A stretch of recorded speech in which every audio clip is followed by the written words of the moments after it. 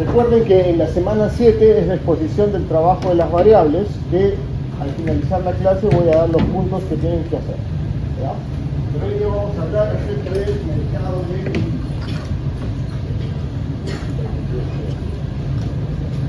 A ver, primero, ¿qué es el mercado de divisas? Como yo siempre digo, el mercado de divisas es la mamá de todos los mercados financieros. ¿Por qué? Porque en el mercado de divisas se va a establecer el valor de cambio de las monedas, ¿no? De cualquier transacción internacional, y es en el mercado de divisas en donde se va a liquidar.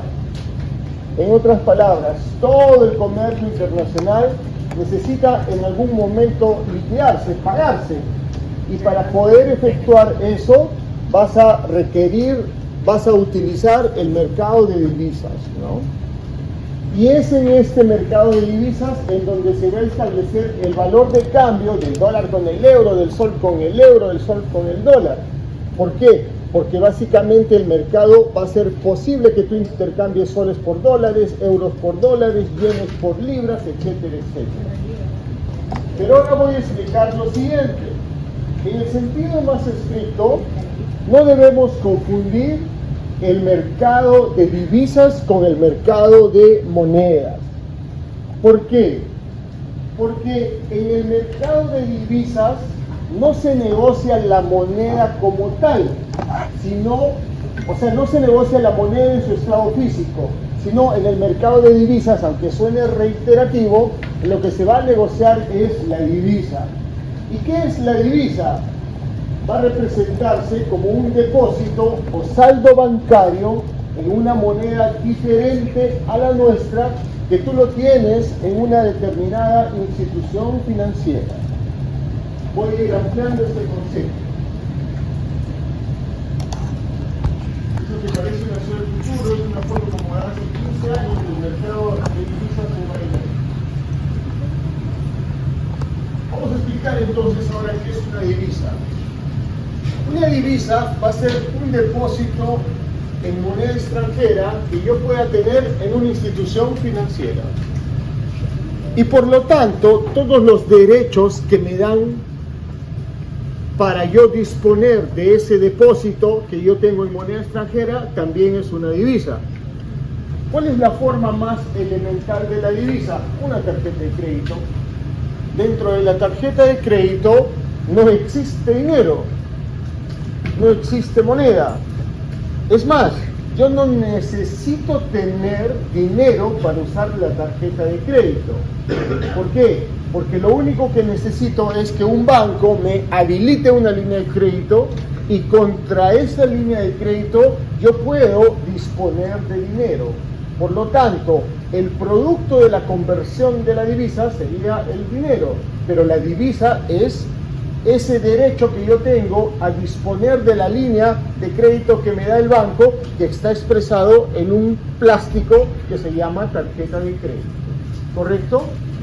Muy bien. ¿Qué más podemos hablar de la divisa?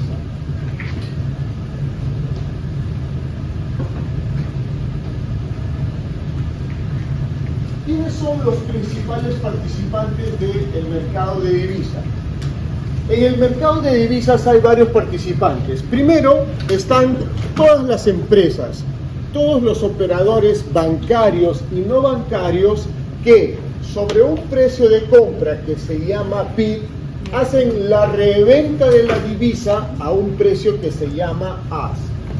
Y estos son los principales creadores de mercado. Y uno entiende, bueno, los que operan el tipo de cambio son los bancos, sí, correcto, esos serían los operadores bancarios, pero también existen los operadores no bancarios. Aquí en el Perú se mira poco, pero por ejemplo, en la zona franca de Iquique, que es un lugar en donde por hacer las compras no pagas impuestos, hay muchos volúmenes de comercio en diferentes monedas. Entonces ahí en la zona franca hay operadores de divisa, ¿no?, que te pueden cambiar cualquier moneda, que te pueden liquidar cualquier moneda, y no necesariamente son operadores bancarios. Aquí en el Perú existen operadores de divisa no bancarios prácticamente a lo largo de todo el Perú. Y los dos ejemplos más conocidos, uno por ejemplo es MoneyGram, ¿no? Que es una empresa que tú le dices, oye, tengo acá 1.000 soles, puedes entregar, y disculpen el ejemplo, en Venezuela, se me ocurre, $400, sí puedo, ¿correcto? En donde ellos me cobran un fee por la transacción que hacen, pero en realidad ellos hacen el negocio cambiario. El gerente para Latam de MoneyGram es pata mío, hemos estudiado juntos en el colegio, bien capo. Entonces, el otro día estábamos hablando de MoneyGram, hace como 2 semanas, y él se está retirando de MoneyGram. Creo que trabaja hasta el próximo martes. ¿No? Y le digo, ¿por qué te vas? Uno me dice porque el negocio se ha venido abajo, y ese es algo que me pica, ¿no?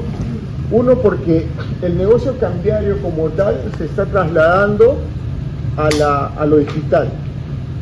De hecho, que cada vez se están poniendo más serias las aplicaciones para cambiar. Ojo que tienes que tener cuidado, ¿no? ¿Por qué? Porque la idea es que el operador de cambio te entregue la moneda simultáneamente. O sea, yo le doy mis soles y él me tiene que entregar los dólares, ¿no? Puede ocurrir que trabajes con un operador no bancario que le entregues tu moneda y desaparece, ¿no? Y no tienes a quién reclamarle, porque ni siquiera sabes en dónde está constituido, ¿no? Puede tener un RUT, pero de repente ese RUT es de una persona que ya está muerta y que no se declaró como fallecida en la pandemia, ¿no? En una ciudad de la Sierra Centro del Perú y tú no sabes, ¿no? Ese tipo de estafas hay. Entonces, ¿cuál era el negocio de MoneyGram? MoneyGram, ¿no? Para hacer la competencia a, ¿cómo se llama la otra empresa de transferencia de dinero? Que está en el Jockey también, es muy grande. Western Union. Ok. Western Union, ¿no? Por ejemplo, es una empresa que en sus inicios, por transferir el dinero, te cobraba comisiones fuertes. Entonces la gente decía, no lo voy a hacer. Pero si tú eras una persona que no quería dejar rastro de su dinero en el sistema bancario, utilizabas, digamos, a Western Union o MoneyGram para poder hacer las transferencias. ¿Dónde estaba el negocio? Ellos tenían 2 negocios, en el tipo de cambio que te gestionaban y obviamente el costo de transacción. MoneyGram bajó el costo de transacción muy bajo para hacer atractivo la operación cambiaria, ¿no? Y que tú fueras con la intención de decir, oye, voy a MoneyGram porque no me van a cobrar una comisión alta, sino me van a cobrar poquito, pero el negocio estaba en el tipo de cambio. De hecho que el 70% del negocio de esas transacciones es el tipo de cambio. Entonces, si es que ahora la gente se está pasando a lo digital y ya no utiliza este canal, ¿no? Prácticamente ellos no están augurando un buen futuro para este tipo de negocios. Pero ahí hay una idea de negocio que pueden desarrollar, ¿no? Cómo poder hacer transacciones seguras cambiarias, ¿no? A través de medios digitales. Segundo grupo están los particulares y empresas que realizan transacciones comerciales y de inversión. Cualquier inversión que puedan hacer de portafolio, ¿no? O cualquier inversión que puedan hacer en la compra de un activo financiero, van a tener que entregar el dinero a cambio del activo financiero. Y normalmente eso puede ser una operación cambiaria. No, profesor. Oye, si quiero comprar bonos del Tesoro del Perú, nuestros bonos no están emitidos en dólares, nuestros bonos están emitidos en soles. Entonces, si es que yo soy un inversionista brasileño y quiero comprar bonos peruanos, voy a tener que traer mis dólares para comprar los famosos bonos soberanos. Entonces voy a utilizar el mercado de divisas.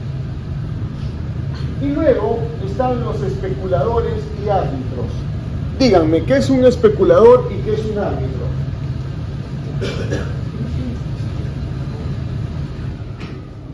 ¿Cuál es la diferencia entre uno y otro?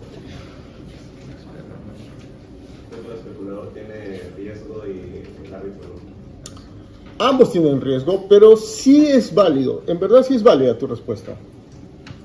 En finanzas nos enseñan que el riesgo, por más que yo quiera, no lo puedo diversificar nunca. O sea, no va a haber esa transacción segura. Pero sí es correcto en teoría lo que dice. El especulador anticipa. ¿Ya? ¿Y el árbitro? Compara Aprovecha. mercado. ¿Sí?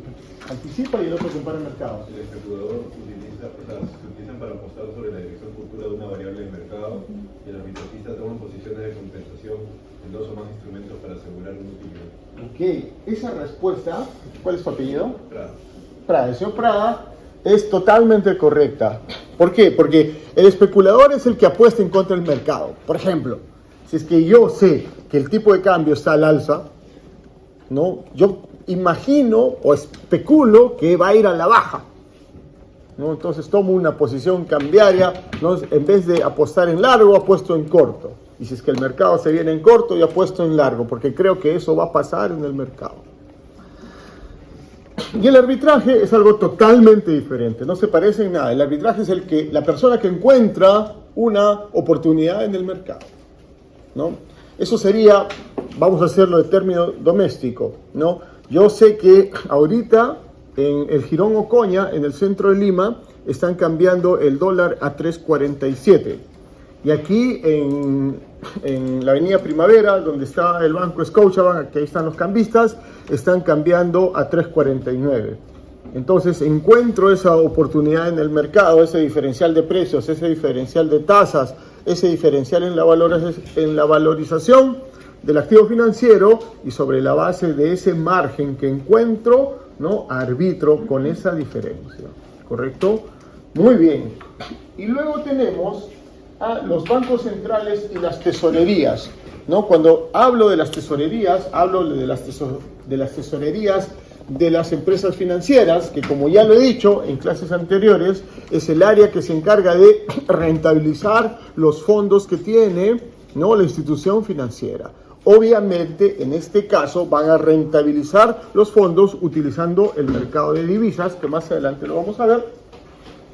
Y obviamente los bancos centrales, ¿por qué? Porque todas las operaciones cambiarias que hacen los bancos centrales para controlar el valor de la moneda, porque tienen algún objetivo macroeconómico, etcétera, etcétera, van a utilizar el mercado de divisas para poder realizar ese control o esa transacción. Muy bien. ¿Cuáles son las transacciones más comunes, ¿no? del mercado de divisas? Primero están las transacciones spot. Luego vamos a ver que la transacción spot significa contado, pero no significa inmediato. Luego tenemos las transacciones forward, y cuando hablamos de las transacciones forward, básicamente estamos hablando de transacciones a plazo, y de hecho, que también se conoce como los mercados a plazo. Y luego tenemos las transacciones swap, que vendría a ser el intercambio simultáneo, ¿no? de una divisa por otra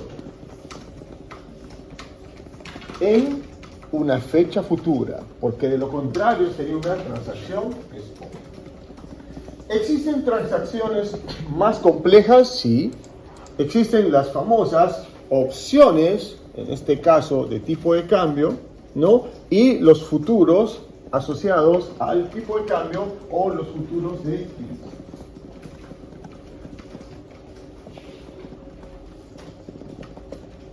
Ahora bien, ahí hay un ejemplo de cómo funciona el mercado de divisas. Yo lo voy a hacer en una pizarra. Pensemos en esto. Vamos a suponer que yo soy una empresa peruana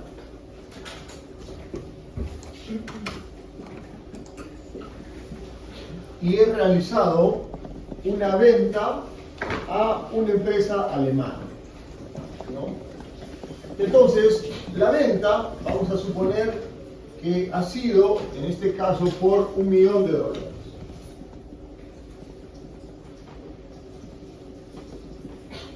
Como es una exportación de productos agrícolas que Alemania requiere, sí tengo cierto poder de negociación y he logrado que los alemanes, ¿no? accedan que la transacción no sea en euros para hacer la transacción en dólares. Muy bien. Entonces, envié la mercadería, todo lo que ustedes quieran, y ahora le digo a los alemanes, págame $1.000.000. Entonces, ¿cómo va a ocurrir esto? Aquí tengo Perú y por este lado tengo Alemania. Muy bien. Seguramente la empresa que está aquí, va a tener una cuenta. La cuenta seguramente va a estar en el banco de crédito. Quiere decir que la empresa aquí tiene una cuenta en soles y seguramente también va a tener una cuenta en dólares. Entonces, la empresa peruana le va a dar la instrucción a la empresa alemana y le va a dar una instrucción para que envíe el dinero.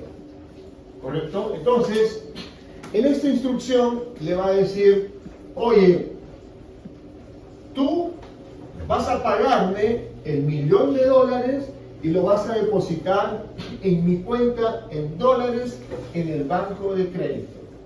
La gran pregunta es, ¿cómo la empresa alemana va a enviar la plata? Entonces, por el lado de Alemania, seguramente esta empresa debe tener una cuenta en Dresdner Bank, que es un banco muy grande, y estoy casi seguro que esa cuenta está en euros.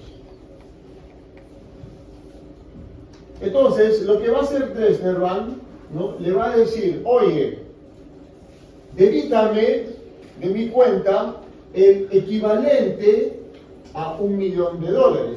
Quiere decir que Dresdner Bank va a hacer una operación cambiaria entre euros y dólares.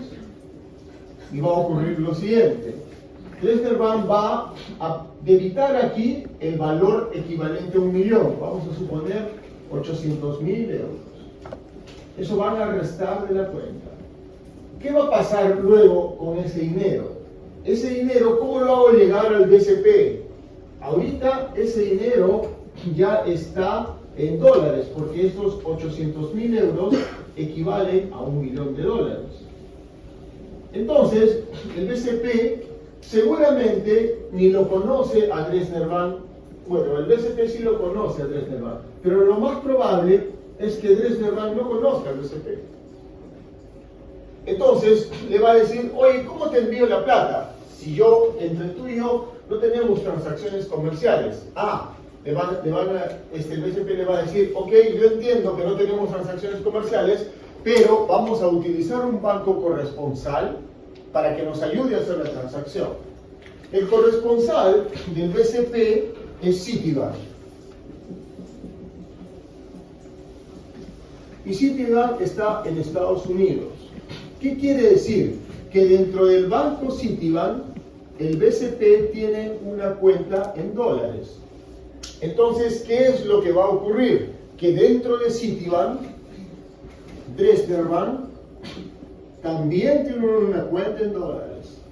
Entonces, Dresdner Bank va a enviar el dinero a la cuenta que tiene en Citibank y el dinero va a entrar aquí.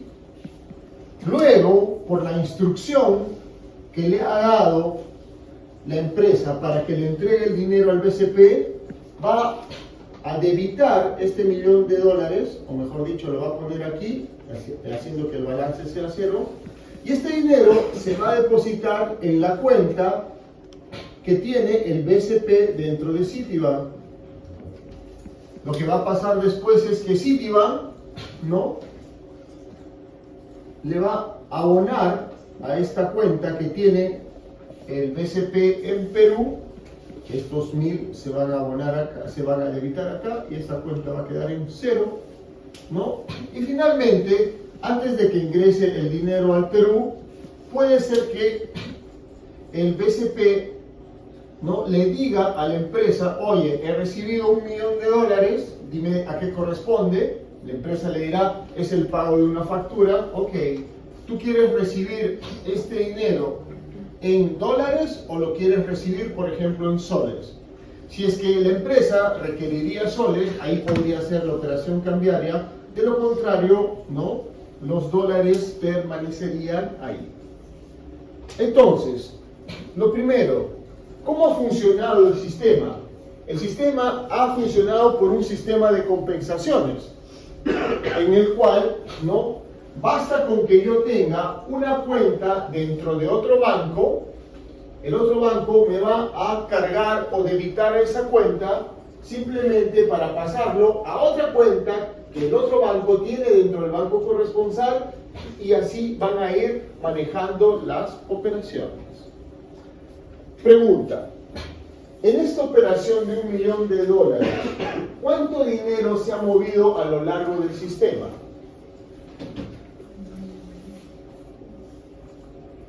Más de un millón. Más o menos, ¿cuánto?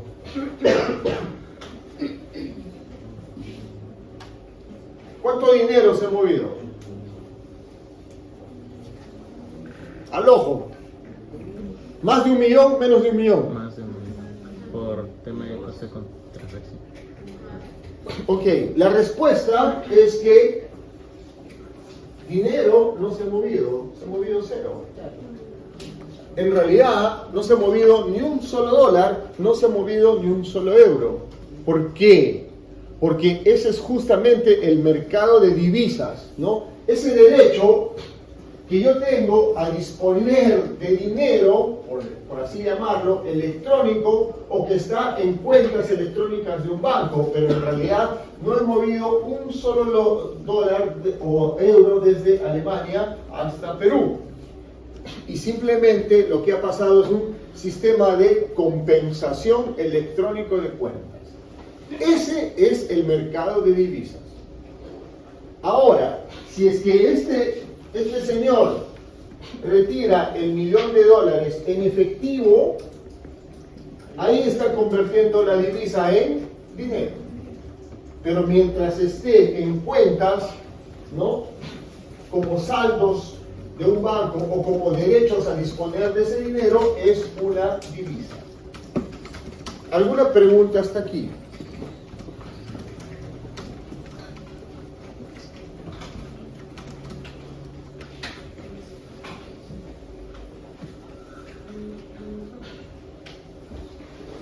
Muy bien. Estas operaciones que acabo de mencionar se centralizan a través de instituciones financieras que están localizadas en determinados centros financieros o ciudades específicamente que se dedican al manejo de divisas. El principal mercado de divisas, por donde casi pasa toda la plata del mundo, es Reino Unido, que concentra el 30% de las transacciones. Sigue Estados Unidos con el 17%, ahí está Japón, y hay otros centros de divisas como Singapur, Hong Kong, entre otros. Acá viene. Esta es la matriz. Los principales mercados de divisas están a lo largo de todo el planeta Tierra. El principal mercado de divisas está en Europa, lo encabeza Londres, luego sigue París, luego está Frankfurt, no es Frankfurt en Alemania, y obviamente en Suiza, los famosos bancos suizos tienen mercados de divisas que están en Zurich.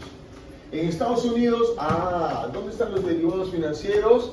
¿No? En Chicago. ¿Dónde están las bolsas? En Nueva York. Y obviamente Canadá, que no es un mercado tan pequeño, es un mercado que procesa muchas divisas.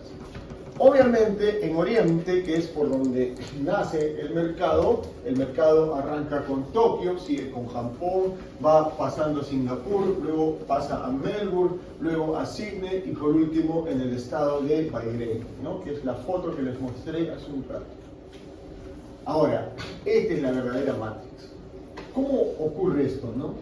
Más o menos, alrededor del mundo hay 7.000 instituciones financieras que pertenecen a 200 países, que están conectados entre sí a través de varios sistemas de telecomunicación. El principal sistema de telecomunicación es el famoso SWIFT.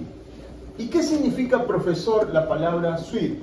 Son las siglas que representan a la Sociedad Mundial Financiera Interbancaria de Telecomunicaciones, que es una institución que se encargó de hacer un sistema para poder compensar todas las transacciones financieras que se hacen en el mundo. O sea, todo esto pasa por el sistema SWIFT. ¿Correcto? Entonces, pongamos esto en contexto. y para que te mueras. La sociedad SWIFT es una sociedad privada. Quiere decir que no tiene la obligación de reportar a nadie. 2. No sabemos quiénes son los dueños, por más que puedan tener un nombre. En su tiempo no tenían ni siquiera página web. No sabes en dónde están. ¿Saben cuál es el tema más gracioso? No sabes, ni nadie sabe cuántas transacciones se mueven a lo largo del sistema. Se han hecho cálculos, se han hecho estimaciones, ¿no?, de cuánto dinero puede ir por el sistema, pero en realidad no hay, porque es un ente privado, ¿no? Sí tiene dueño, ¿no? ¿Por qué?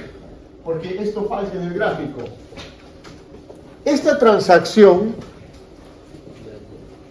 de enviar, entre comillas, el dinero de Alemania a Estados Unidos no es gratis.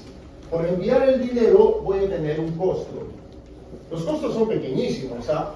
Por ejemplo, ahorita por enviar dinero a Japón estoy pagando más o menos por cada transacción $150.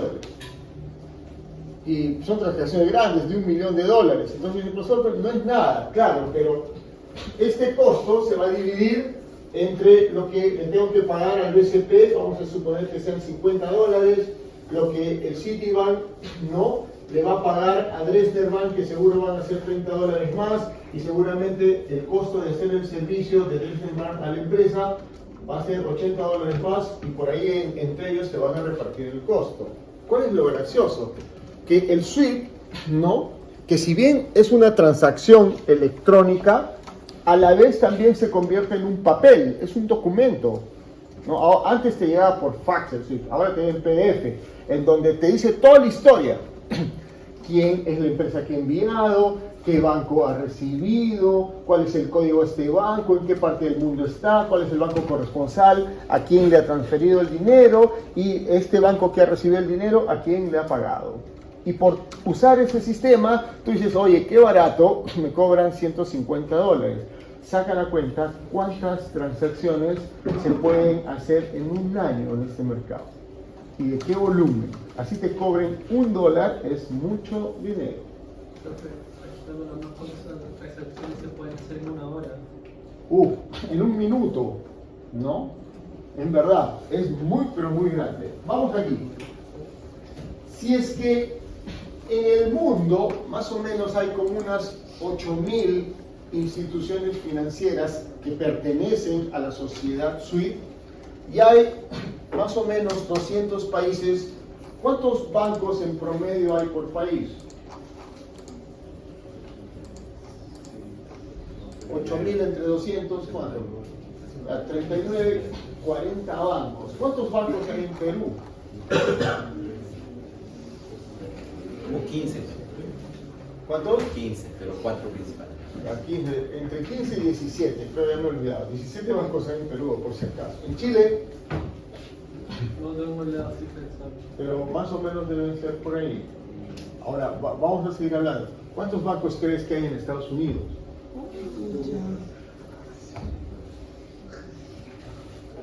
No, una vez un amigo, como parte de su MBA, viajaron a California a conocer el sistema agrícola americano, ¿no? Porque en California no solo están Los Ángeles, ¿no?, sino también están las chacras, ¿no?, en donde se produce alimentos en Estados Unidos.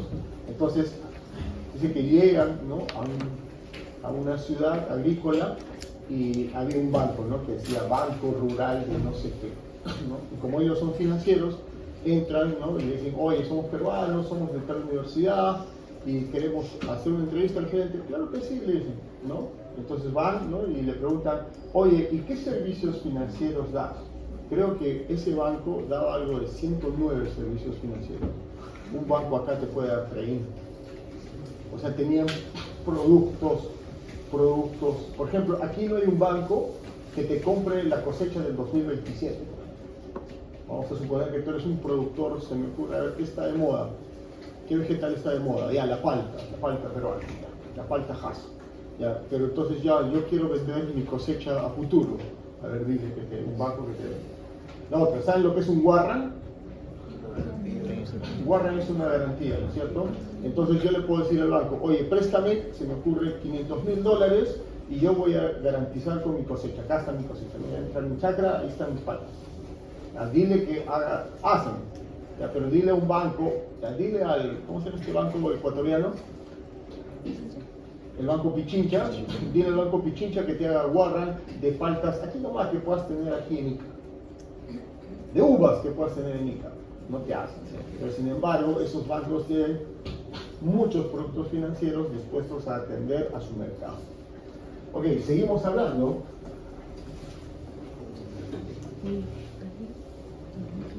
Ok, ya. ¿Cómo se hacen estas transacciones? Ya sabemos que es un mercado súper grande, ni siquiera nos lo podemos imaginar por el que va la plata y todo eso, porque va la plata, ¿no? La divisa, ¿no? ¿Cómo se hace esto? Una computadora, me dan acceso y mando el dinero, que sale por internet. ¿Cómo creen que ocurre? Fibra. Por fibra. Por fibra, pero el sistema es más antiguo que la fibra. Coaxial. Claro, por supuesto. Coaxial teléfono.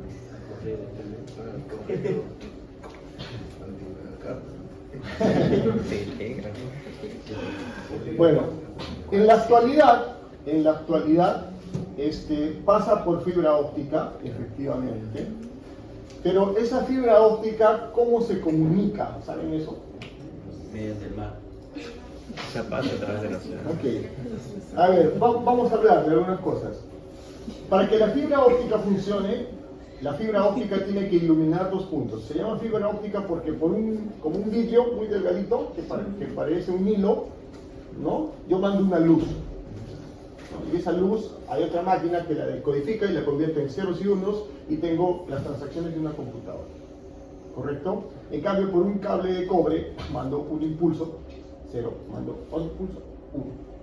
En cambio, con la fibra puedo mandar varios colores y cada uno es muy fácil al armar el sistema binario. ¿Correcto? Entonces, para que la fibra funcione, necesito un aparato acá que la envíe y otro aparato que la lea. Normalmente las fibras se trabajan en pares. ¿Por qué? Porque por una fibra pasa el dato y por el otro la redundancia. Vamos a suponer que el señor agarra, encuentra el cable fibra y lo corta o se conecta a la fibra. ¿No? Podría recibir las transacciones. No es tan sencillo porque la fibra lo detecta y necesito una máquina no que corte la fibra, sino para hacer el empalme que derrite el vidrio, porque es vidrio, o sea, necesito calor y que lo haga perfectito para que pase. ¿Correcto? Okay. Eso, ¿no? Se hace dentro de grandes cables, ¿no? Antes esos cables estaban llenos de cable coaxial, de cable de cobre, pero ahora esos cables están llenos de fibra óptica. Y esa fibra, ¿no crees que comunica y sale hacia el espacio a través de un satélite, recibe la señal y el satélite baja la señal? Eso es carísimo. En la actualidad todavía la comunicación satelital es carísima. ¿La comunicación más barata cuál es? No. La comunicación punto a punto. Por eso el teléfono, ese teléfono por el cual alguien ponía un cable de acá hasta allá y hacían una conexión del cable a tu casa y levantabas, escuchabas clarito, esa es la conexión más barata. ¿Cuál es el tema de que hay que hacer de infraestructura? Porque de aquí al fondo pongo un poste y todas las casas que están en el medio lo único que jalo cablecitos y todos ya tenemos teléfono. ¿Cómo ocurre con los bancos? Los bancos, ¿cómo hacen que el dinero vaya desde Alemania hasta Perú? Tiene que haber un cable que llegue a Perú. ¿Por dónde viene ese cable? Por el mar. Quiere decir que hay empresas que se dedican a tender cable por el fondo marino que viene alrededor de todo el mundo y de ahí lo único que hacemos es agarrar un troncal, sacarlo a tierra, convertir la señal y repartirla a través de una línea que pueda haber en Perú o a través de una antena si es que lo quiero de manera digital. Normalmente este cable va por las costas. ¿Qué quiere decir? Que hace años, no estoy hablando ni 10, ni 20, ni 30 años, estoy hablando de más, ya existía la tecnología para meter cable marino para pasar transacciones. ¿De qué? De dinero.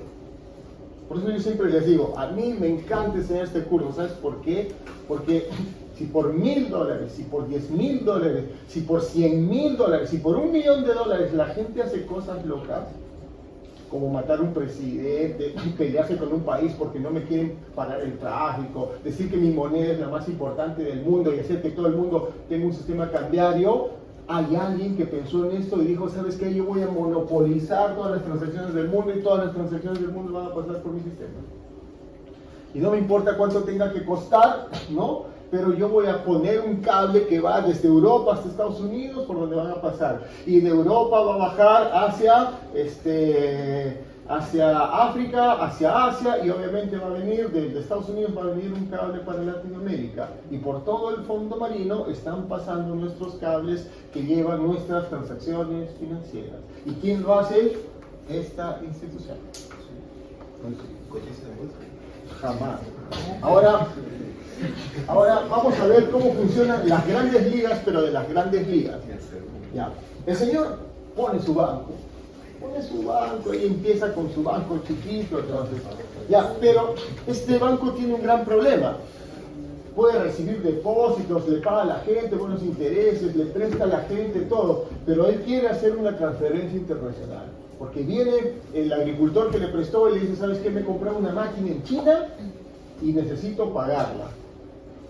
Entonces quiero usar tu banco. Me va a decir, oye, sí, mi banco es lo máximo, pero no te puedo hacer una transacción financiera internacional porque no estoy conectado a la SWIFT. Entonces viene, ¿no? Encuentra los contactos para ir a la SWIFT. Vamos a suponer que yo soy la SWIFT y le voy a decir, oye, ¿sabes que yo soy un banco de Perú que quiero pertenecer a tu sistema? ¿Qué dicen? ¿Le doy acceso o no le doy acceso? Obviamente parte de todas estas transacciones me va a tener que pagar un poquito, ¿no es cierto? Ese es uno de rigor, ¿correcto? Dos, yo le voy a decir, ¿sabes qué? Si tú quieres pertenecer a la asociación SWIFT, yo no quiero que me pagues. Yo no soy tu alquiler, a mí no vas a pagar una renta, sí me la vas a pagar, pero yo quiero que me des algo de tu propiedad. Me vas a tener que dar esas acciones súper preferenciales, las que son los dueños de la familia Romero, y a esas acciones dale 2, 3, 1% a esas acciones. Y si es que tú me das la propiedad de tu banco, de la que toma las decisiones del banco, no las que cotizan en bolsa, que dan derecho a dividendos, no de las que tienen el control, sí le pago mis socios. Ustedes pueden entrar a la Corporación Credit Corp, al banco de crédito, ver sus accionistas y ahí te va a aparecer un banco medio extraño que me lo pueden traer la próxima semana para el que se quiera ganar puntitos. Un banco que tú nunca has conocido, escúchame primero, ¿no? Te anotas el nombre del banco y luego entras al Bloomberg y ves cuánto cuesta la acción de ese banco. He visto algunas que costaban $1 millón, una acción costaba $5 millones. Por eso te digo, son las grandes ligas y las grandes ligas. Y por todo este sistema pasa nuestra plata. Ahorita está pasando. Y si es que no existe este sistema, ¿no? El sistema financiero no funciona. O lo que hemos hablado, el sistema de cambio, el comercio, ya. Ahora todo eso pasa en la vida real por aquí, por un cable de fibra óptica que está aquí en el Callao. Vamos a contarles un poco más de historia. No hace poco, ya hace algunos años, mi cuñado pues tiene su cuñada y estamos en una reunión familiar y ella estaba preocupada, ¿no? Y le digo, Rochi se llama, Rochi, ¿por qué estás preocupada? No, me dice que ella sabe que yo soy financiero y me dice, no, sabes que para la empresa que estoy trabajando me han pedido que ella es ingeniera de telecomunicaciones, ¿no? Que despida a la mitad de la gente, que prácticamente parece que se retiran del Perú, ¿no? Entonces me va a quedar sin chamba, me dice. Oye, le dije, pero tú más bien no estabas en expansión. Y dije, sí, pues es lo que, por la última vez que conversamos, ella me dijo que estaba su empresa en expansión, ¿no? Entonces, y ahora me dices que se van. Sí, me dijo, siempre existe el temor de los inversionistas por la situación política. Entonces, ¿qué hace ella? Ella trabaja en una de esas empresas que se encargan de gestionar el cable.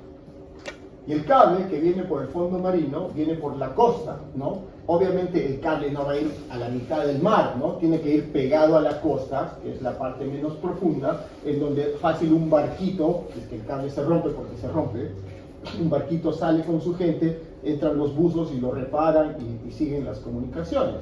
Entonces, el nodo, uno de los nodos de Perú, sale acá en Lurín, por donde está la ballena, ahí por el puente San Pedro, por donde está la U, ahí no hay una ballena, unas piedras que forman, parecen una ballena, ahí está el nodo que llega. Del nodo se tira otra fibra, ya que va hacia uno de los centros de almacenes, en donde ellos tienen su supercentro de cómputo, que es donde reciben la línea, y luego esa línea se la venden, o mejor dicho, obviamente se la venden a los bancos, ¿no? Siempre le pregunto, ¿cuáles son tus principales clientes? Digan, por fregar, no haces, me dicen, ya tú sabes, por los bancos. Pero el negocio ha cambiado mucho, por eso estaban haciendo ellos la expansión. ¿Por qué? Porque esta gente que escapa, realmente escapa, se dieron cuenta que el problema de las transacciones financieras es que son muchas y que son pequeñitas, ¿no?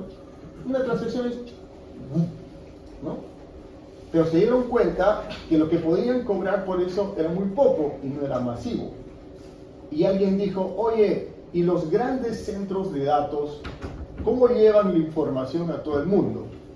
Entonces, yo me acuerdo que ella estaba viendo el tema de Netflix, ¿no? ¿Qué es lo peor que le podría pasar a Netflix? Que se caiga, ¿no? Que tú te trates de conectar y que no sea rápido. Y en verdad Netflix, de las plataformas que hay, es la más eficiente. Pues adelantar, retroceder, ponerle pausa, ¿no? Mientras vas al baño, mientras comes algo, y le das play y la plataforma sigue en realidad. Y eso lo hacen a la vez más o menos 200 millones de usuarios en sus inicios, al mismo tiempo. ¿Y cómo crees que viene esa señal? ¿No crees que hay un satélite que está enviando data, está enviando voz, está enviando video? ¿Te imaginas cuánto consume una película versus 1 millón de transacciones bancarias? En las transacciones bancarias no transfieres nada, solo una hojita, ¿cuántos serán? 200 líneas, 200 letras. Sin embargo, en 1 minuto de video, ¿cuánto estás transfiriendo? Y si es que el video es en 4K, si es que el video es en HD, entonces ahora los grandes usuarios del sistema, ¿no? Son, digamos, Facebook, los streamings, entre otras cosas. Y así es como transcurre nuestro dinero. Este es un mercado no oficial. ¿Dónde está el mercado? Es la máquina, está en todos lados. No está, no lo vemos, pero a la vez está, ¿no? No tiene un lugar físico. Está en Estados Unidos, no está en China, no está en Inglaterra, no está, ¿no? Y básicamente en el mercado hay dos grandes actores, los dealers o traders y el back office. Primero, los dealers o traders son los que efectúan las transacciones, la compra, la venta, el arbitraje, el especulador, como lo quieran llamar. Ellos hacen la transacción financiera y luego necesitan a alguien que la liquide, que convierta la transacción, digamos, en dinero. Normalmente el back office, ¿no? Que es la liquidación y las transferencias, lo hacen los bancos. Los bancos hacen el mercado cambiario básico y cuando se trató de medir, en ese tiempo, esto es de hace 15 años, es el mercado más grande del mundo, con un volumen diario 50 veces mayor por día, ¿no? Son 50 veces más grandes que el volumen de negocios de toda la bolsa en Nueva York, ¿no? 10 veces mayor que el volumen de negocios de todos los títulos del Tesoro de los Estados Unidos. O sea, es un mercado grande, muy grande, ¿no?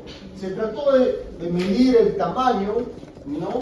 Pero básicamente por día eran más o menos 5 billones, ¿no? de dólares lo que podrían hacer en transacciones económicas, básicamente diarias.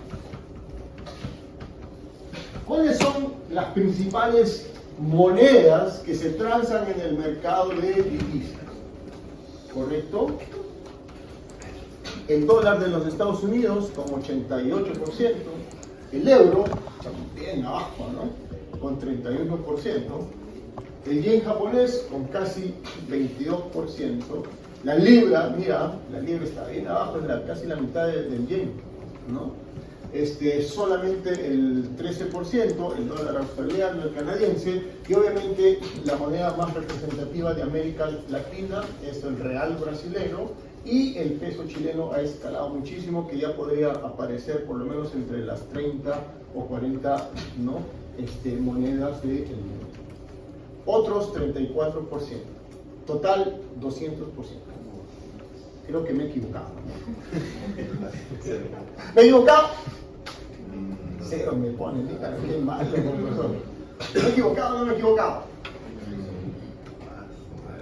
Dependiendo. Si su media es 200, la estructuración debe sumar 200. Sí, ¿me he equivocado o no me he equivocado? ¿Perdón? Mejor dicho ahora, pregunta, ¿por qué suma 200%? De las partes. Porque son pares cambiarios. Muy bien, una transacción que hago entre el euro y el dólar también es una transacción entre el dólar y el euro. Por eso el mercado no suma el 100%, sino suma el 100%. ¿Correcto? Muy bien. Obviamente, este es un mercado 100% OTC. O sea, no es un mercado realizado, no hay una bolsa, no es un mercado centralizado. Simplemente yo voy, hago la transacción en cualquier institución financiera que está afiliada al sistema SWIFT y sobre la base de eso saco. Muy bien. Precios y formas de cotizar. Obviamente existen dos tipos de precios. El comprador, que se llama bid, y el vendedor, que se llama ask. Y estos precios pueden ser establecidos de diferentes formas. De forma directa, ¿no? Es cuando yo enuncio el valor de una unidad monetaria extranjera en términos de la moneda nacional, que vendría a ser, ¿no? Un dólar equivale a 3.36 soles, eso en Estados Unidos, ¿no?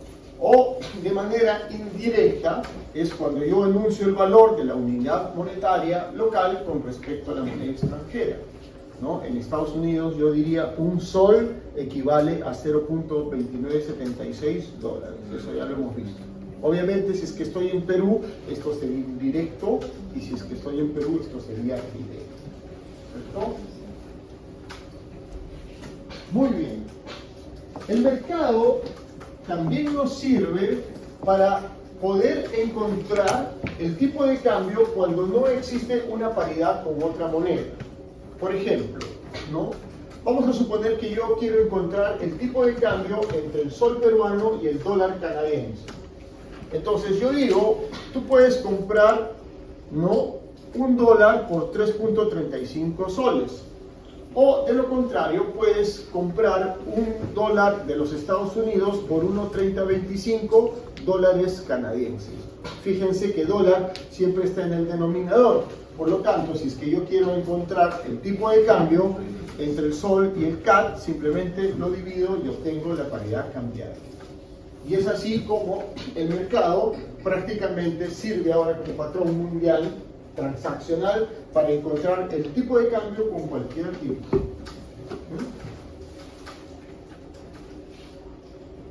Tipos de operación.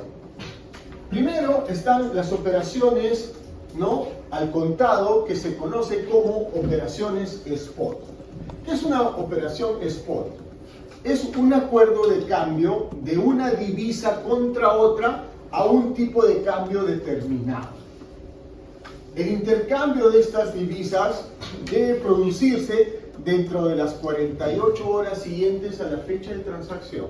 Ok, cuando yo pienso en la palabra spot, significa contado, pero en términos de monedas, significa el precio de ahora. Yo, ¿a cuánto me vendes dólares?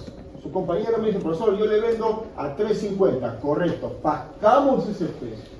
Ahora, ¿en qué momento yo le doy la plata? Eso ya es otra cosa. ¿Por qué? Porque el mercado necesita un espacio para liquidar las operaciones. Es decir, que yo tengo que ir a traer pues a mi casa la plata, ¿no? Saco la plata desde mi casa, él me trae los dólares, nos encontramos, yo le doy los soles y él me da los dólares. Quiere decir que necesitamos un tiempo para liquidar, necesitamos un tiempo para que las operaciones no se debiten o se carguen en el sistema. Mejor dicho, por ejemplo, yo quiero pagarle a Japón una factura.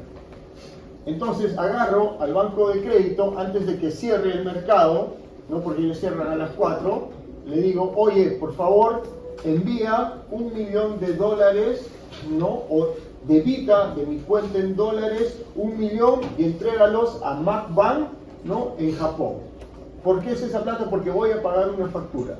Entonces, cuando yo hago mi transacción el viernes a las 4 de la tarde, son las 6 de la mañana ¿de qué día? Del sábado en Japón. Y no hay un chinito ahí, aunque no les gusta que decían chinitos, no hay un chinito detrás de una computadora procesando las transacciones, ¿no?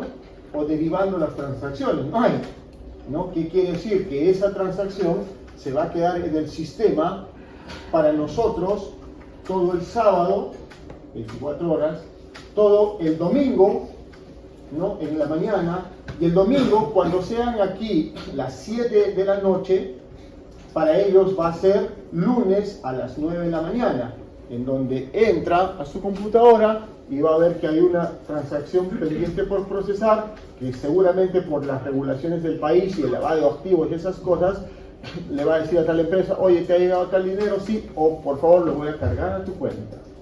Quiere decir que por la diferencia horaria que hay en el mundo, el sistema necesita de un tiempo para liquidar las operaciones. Entonces, la operación spot es la operación que yo fijo en este momento, el valor que se va a respetar, y el plazo que tengo para liquidar la transacción es hasta de 48 horas. Hay mercados que ya están más integrados. Por ejemplo, el mercado del UNI con el mercado del dólar. El mercado del UNI es el dólar canadiense, ¿no? En jerga es el mercado del UNI. Entonces, los canadienses y los americanos están altamente integrados tecnológicamente y para ellos las operaciones spot es hasta 24 horas. Pero eso ha ido cambiando con el tiempo. En Perú, si es que tú haces operaciones con el HSBC, con Hong Kong Bank, tú puedes hacer la transacción antes de las 11 de la mañana y a la 1 el dinero ya está en Hong Kong. Quiere decir que estos hongkoneses tienen gente trabajando en la noche. Los ingleses también tienen gente trabajando en la noche, por si acaso. De hecho, que si es que tú vas a trabajar en el mercado de divisas, probablemente tu horario no sea el horario común que todo el mundo tiene. Podrías trabajar en la noche por los usos horarios que hay, ¿no? Todos han visto la película Wall Street, ¿no? La 2. ¿Correcto? Él, cuando se va a trabajar en Inglaterra para operar en el mercado americano, trabajaba de noche, ¿no? Siempre estaba de noche operando en el otro mercado por la diferencia de horario. Igual hay empresas que para trabajar operaciones financieras trabajan en la noche, ¿no? ¿Qué más? Ok. Pero el mercado ha ido evolucionando. Por ejemplo, la cantidad de transacciones que hay entre Perú y Chile también no es menor.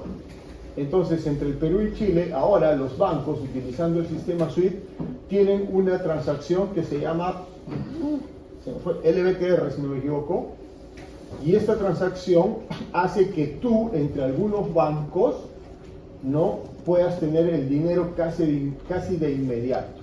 Por ejemplo, a mí me gusta hacer esta broma. ¿El Banco de Chile es el banco orgullo de los chilenos o no? Tiene el nombre. Banco de Chile. Puede ser, ¿no? Entonces yo siempre le digo a los alumnos, oye, ¿quién es el dueño del Banco de Chile? Citibank. Citibank lo compró. Correcto, pero obviamente se dieron cuenta que la marca era tan fuerte que no le quitaron el nombre. Serían más bien muy tontos de quitarle el nombre. ¿Correcto? Ok. Pero obviamente cuando Citibank viene, y Citibank ya es de las grandes ligas, porque entre los principales bancos que negocian los futuros del oro y que tienen la posición de oro no asignado para convertirlo en futuros, está Citibank en esa listita de 8 o 9 bancos. En el segundo grupo está Scotiabank también, ¿no? Entonces Citibank no es cualquier banco, ¿no? Viene Citibank y le dice, oye, ¿sabes qué? Detecto que entre estos dos países hay mucho dinero, pero no tanto entre ellos, sino también entre la plata que reciben de las exportaciones. ¿Cuántos serán todas las exportaciones de Chile y cuántos son todas las de metales? ¿Ah? ¿Y cuántos son todas las exportaciones de Perú de metales? No es un mercado chiquito. Y todo eso va a pasar a través de esos bancos. Entonces, ellos, utilizando el sistema, tienen una transacción en la cual tú le das clic y sin exagerar, 3-4 minutos ya la tienen la plata ya. ¿Correcto? Eso ya hay en el mercado. Y por último, el buen Julio Velarde, que creo que ya se quiere retirar, aunque ha dicho que tiene 4 candidatos de su confianza para que sigan con su política monetaria. Una de las cosas que vino implementando fue la cámara de compensación electrónica a través del Banco Central, pero ahora entre los bancos tú ya puedes hacer transacciones prácticamente inmediatas, ¿no? Por ejemplo, antes tú querías cobrar un cheque del Banco Pichincha. Confías en los ecuatorianos, les recibes el cheque, les entregas la mercadería o esperas cobrar el cheque y recién les entregas la mercadería. Obviamente cobro primero el cheque, ¿ya? Entonces ibas al banco de Pichincha, entregabas el cheque y te decían, ya señor, venga a las 5, ¿no? A las 5 le confirmamos si es que su cheque tiene plata. ¿Es en serio, no? En cambio ahora, entre bancos peruanos, ¿no? Prácticamente las transacciones pueden ser inmediatas. Muy bien. Es así como funciona el mercado. Ok, una operación a plazo en el mercado de divisas se llama forward. Y estas, ¿no?, se conocen básicamente por un intercambio de una moneda, ¿no?, en un determinado momento, pero en el futuro. Por eso se llama a plazo. Y los forward normalmente son a partir de un día. Doctor, ¿hay gente que hace forward en un día? Sí. Yo a veces de 8 días, 9 días, o tengo que pagar una factura muy grande y veo que el tipo de cambio me va a pegar, obviamente es un forward. ¿Correcto? Y cuando paso de un año o hasta 2 años, se le conoce con el nombre de swap. ¿Correcto? Muy bien, ahí están los 3 principales tipos de transacciones. Bien, sí, va a haber un momento para hablar. A ver, en todo el tiempo que yo he estudiado finanzas, vamos a ponerlo.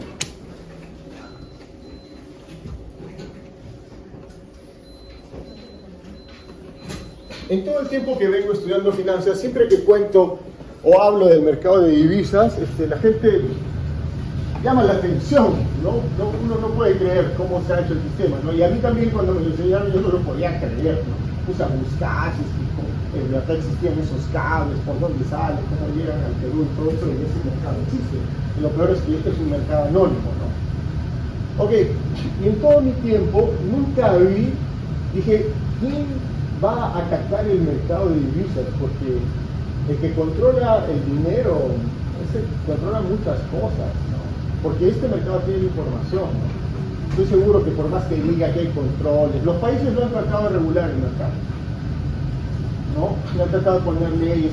Entonces el banco te dice, ya pues pone leyes, si quieres hago tus transacciones, si no, no. Entonces tienes que flexibilizar sus leyes, no lo puedes fiscalizar, no pagan. ¿En qué país pagan impuestos? Si es que se domicilian aquí pagan impuestos, pues si no, no, es bien complejo. Y si es que tú le dices, ¿sabes qué? Existe una ley por la cual me vas a tener que pagar, sí, me llevo mi cable, o lo dejo tu cable, lo voy a poner más allá de las 200 millas, en la milla 201 yo voy a poner mi cable, yo te aseguro que la gente iría a la milla 201 hacer transacciones. Entonces no, son medio difíciles de fiscalizar. Lo único que he visto que ha atacado el mercado es el mercado de los criptoactivos. ¿Por qué? Independientemente, a ver, yo hago la broma, ¿no? Un estudiante de finanzas no puede hablar de Bitcoin, ¿no? O siempre reto a los estudiantes que levante la mano el que me diga que conoce a alguien que tiene un Bitcoin. Le pongo 5 puntos más en el control. Ojo, es una pregunta, no tiene que estar bien o mala. estoy ofreciendo mucho, ¿no? Alguien que me diga, ¿no? Y a veces los alumnos me enseñan, ¿no? Profesor, mire que yo tengo aquí, ¿cómo se llama esta app? Ya, Ethereum, ya tengo Ethereum, tengo Ripple, ¿no? Y acá están mis bitcoins. Discúlpame, eso no es bitcoin. El bitcoin es el bitcoin que apareció, el que supuestamente lo creó un japonés y bla bla bla, bla bla bla. Yo, Satoshi, yo no he conocido a nadie que me muestre que me diga acá tengo un bitcoin. Pero en el 2013, en el 2014, cuando empezamos a invertir en esta tecnología porque nos parecía lo máximo y los éramos financieros, por fin dijimos, alguien se va a traer abajo a los bancos y el poder en verdad va a cambiar, ¿no? Más allá de eso, un alumno serio no puede decir que el Bitcoin es algo en el cual yo pueda depositar todos los ahorros de su papá. O sea, podemos agarrar $1,000, $10,000, $5,000 y jugar a que tenemos Bitcoin o un pedacito, una millonésima de Bitcoins. Yo tengo amigos que tienen torres en minado, torres en su casa. Entonces, cuando alguien me pregunta, es escucho, ya sabes que esto es una torre minada. Esto lo hace mi padre. ¿Por qué? Porque dijo, tengo $20,000 y pueden venir a ver qué sale de esto. Y no tengo uno, tengo varios, ¿no? Pero lo cierto es que si es que yo, para hacer transacciones financieras a nivel del mundo, ya no requiero la tecnología SWIFT de los bancos, en verdad estoy pegando un palo, ¿no? Porque estoy haciendo que no utilizar ese sistema para poder hacer transacciones seguras a lo largo de todo el mundo, ¿no? Entonces, en su momento vamos a hablar, pero el concepto de la tecnología, que no era de Satoshi, ¿no? Porque las empresas tecnológicas ya lo hacían. Las grandes tecnológicas ya tenían criptoactivos para pagarse entre ellas y no transferirse dinero. Por ejemplo, porque ocurre, ¿no? Ya, en su momento, creo que ya hace 10 años, ¿no? Cuando aparecieron las IAs, Facebook conectó su IA con la IA de Google. Ya. Ese acuerdo es un acuerdo monetario. Es un acuerdo monetario de transferencia tecnológica, ¿no es cierto? Ok, es que ese acuerdo de transferencia tecnológica lo monetizamos, lo ponemos en un contrato, eso va a tener que pagar impuestos, nos pueden acusar de posiciones monopólicas. Entonces, ¿qué hacían en este tiempo estas empresas? Dijeron, oye, y si es que yo te pago con derechos, por ejemplo, de la tecnología en común que hagamos, ya, tú vas a ganar todos los derechos para hacer las consultas a través de Chrome y yo voy a ganar todos los derechos para procesar datos a través de Excel, SQL Server y todas mis herramientas. Oye, pero ya no estamos en tiempos del trueque. No me va a decir a cuánto equivalen tus datos y a cuánto equivale mi Excel. Ok, inventemos una común moneda, por así decirlo, en el cual encontremos esta equivalencia financiera, y lo hicieron. Por eso los activos o los criptoactivos no es algo nuevo. La tecnología del Bitcoin, el blockchain, sí fue algo interesante, ¿correcto? En su momento hablaremos, pero en verdad este mercado nunca se ha visto amenazado. Pero sí les puedo decir algo, el mercado va hacia lo digital. O sea, esto va a acabar en la mente. A ver, si es que la idea del Bitcoin fuese de la sociedad SWIFT, estoy seguro que ahorita todos tendríamos Bitcoin. Eso no me cabe en el cuerpo. Pero como no es de ellos, es que todo el mundo se ha querido tirar abajo esa tecnología. La verdad es que no han podido y que eso va a surgir. Y para eso, ¿cómo se llama la criptomoneda de la Fed? Que la Fed tiene criptomoneda hace años, ¿no? ¿Cómo se llama? Tiene el nombre parecido a una tienda chilena de ropa, de electrodomésticos. ¿No saben? ¿Cómo se llama? Se llama Ripple. Por si acaso, en su tiempo Donald Trump tenía 17 criptomonedas.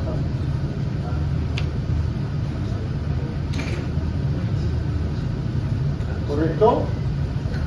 El gobierno chino, con el afán de controlar a sus habitantes, ya está haciendo el yen digital. Ya está creando el yen digital. El renminbi digital. ¿Correcto? Y yo creo que en el futuro, ¿no? En la medida en que los bancos centrales y esta asociación se pongan de acuerdo, el dinero digital va a ser una realidad. Seguimos. Hablemos ahora de algo más interesante. Profesor, si usted nos acaba de decir que el mercado de divisas es el mercado de intercambio, en el mercado en donde se fija el valor de los tipos de cambio, y usted ha dicho que en el mercado hay las operaciones spot y las operaciones a plazo, la pregunta es media obvia. ¿Quiere decir que en el mercado de divisas se fija el tipo de cambio a plazo? La respuesta es sí. O sea, los forward, alguien los tiene que crear, y eso se tiene que crear en algún mercado, y eso se va a crear en el mercado de divisas.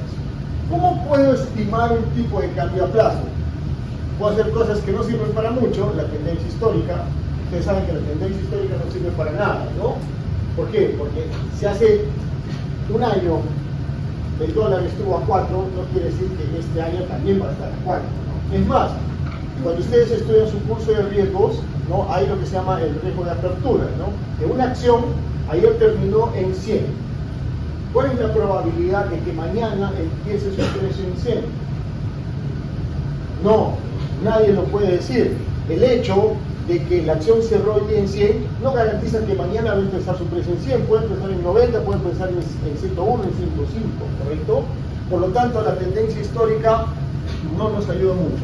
El análisis fundamental, esto es un curso de portafolio, pero hay gente que le encanta el análisis fundamental y eso es un análisis fundamental. Modelos econométricos, mis respetos, ¿sí? A casi todo ahora es modelo econométrico, modelo matemático. De hecho que yo hago la broma a los alumnos, ¿no? Oye, tú estás estudiando finanzas, ¿no? ¿Quieres trabajar manejando ETFs, los famosos ETF? La respuesta es que no vas a encontrar chamba ahí, ¿no? ¿Por qué? Porque tú no vas a poder crear un ETF. Te lo digo no como malo, sino para desafiarte, porque ella se va a crear un ETF. ¿Por qué? Porque tiene las herramientas matemáticas y econométricas. ¿Por qué? Porque un ETF finalmente es un algoritmo matemático. Finalmente es un algoritmo estadístico. La última vez que lo escuché, estamos hablando de profesores, con el profesor Zambrano, que decía el curso de riesgos, ¿no? Que trabajaba en esa institución que fiscalizaba los bancos. Él dijo que las últimas contrataciones que habían tenido eran 2 chicos que sabían estadístico y 3 chicos que sabían matemática. O sea, y nosotros, no echamos para nosotros, en eso no. Vendiendo los derivados, vendiendo los ETF, sí. Explicándole a la gente cómo funcionan, sí, pero haciendo ese derivado mágico con fórmulas, yo no me siento capaz. Obviamente, por eso yo te lo digo, esto yo no te lo estoy diciendo para que digas no, al contrario, para que te puedas especializar porque ya conoces, ¿no? Lo que te falta es, digamos, la base complementaria como para poder desarrollar el derivado. Pero sí se puede hacer con esto. Las opiniones de expertos, esta me encanta. ¿Sabes por qué? Alguna vez les he comentado de que miren la serie Biblia, ¿no? Ahora está en Paraná. Sí. Sobre todo la primera y la segunda temporada, ¿no? La que yo le decía, ¿no? Que estaba mirando con mi esposa y le ponía stop y me decía, ¿qué te pasa? ¿Por qué no? No sé, ¿qué no has entendido? Me decía, quiero ver lo que hacen, ¿no? Pero una de las cosas que hacen en la serie es que ellos demuestran que el mercado de acciones se mueve por datos. Por chisme. Por la manipulación, por el tipo que tiene la información, ¿correcto? Entonces, si es que los bancos de inversión dicen que el dólar va a subir, yo te aseguro que va a subir. ¿Por qué? Porque ellos son los que manejan el mercado, ellos sí tienen la capacidad de influir en el mercado. Entonces, normalmente los bancos de inversión, que es la opinión de los expertos, tienen la capacidad de poder influir. En el trabajo ustedes me van a tener que incluir esto, después lo voy a explicar. Ok, esto de manera general, pero el curso no tendría razón de ser si es que no podemos aprender nosotros una manera de poder estimar el tipo de cambio a plazo. En estricto rigor, el tipo de cambio a plazo o el precio de las divisas a plazo tiene que coincidir con el precio al contado en el día en que se contrata la operación más el diferencial de las tasas de interés correspondientes a un periodo en cuestión. Y así es como se determina el tipo de cambio a plazo. Como yo sé que no me han entendido, voy a hacerlo en la pizarra, después lo voy a hacer con un ejercicio. Mi internacionalista de pase va, no escucha.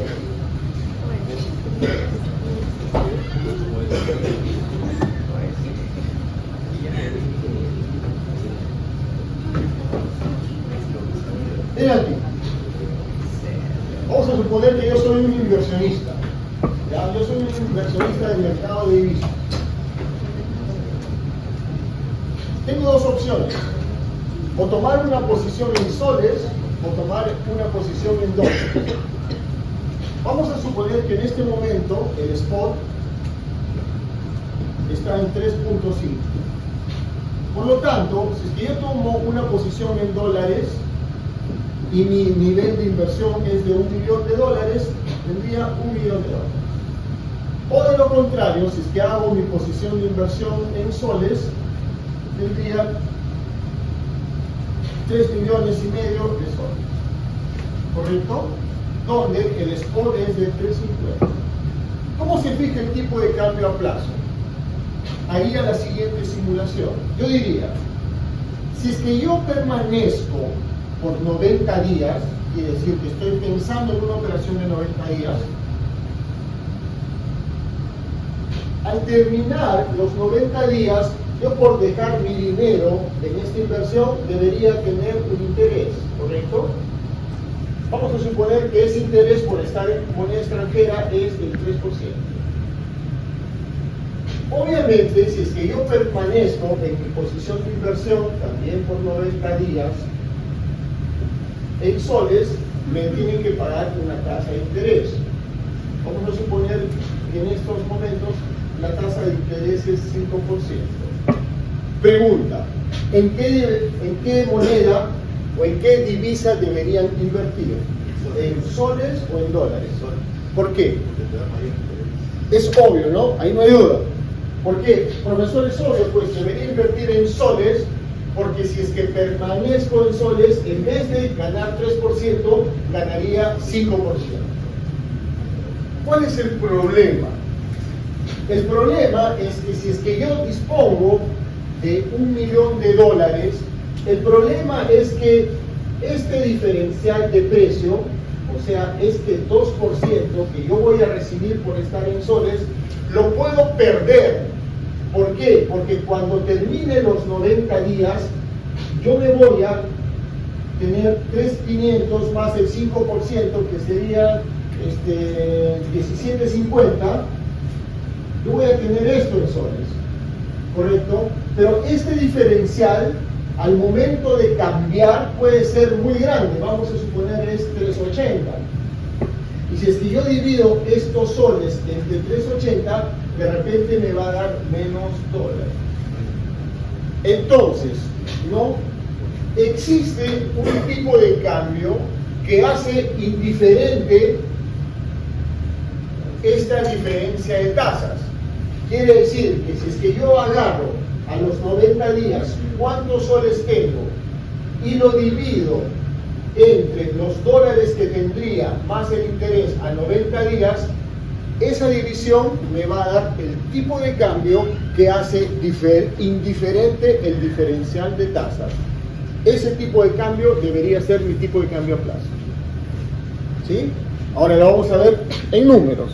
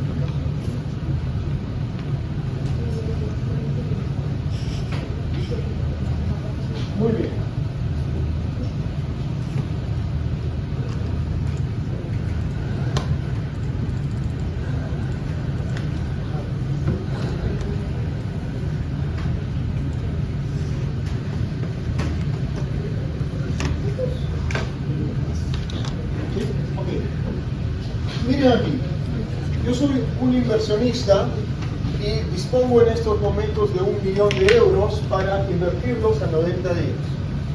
Los puedo invertir en un certificado de depósitos en Europa, o sea, en euros, que me pagan 5,5%.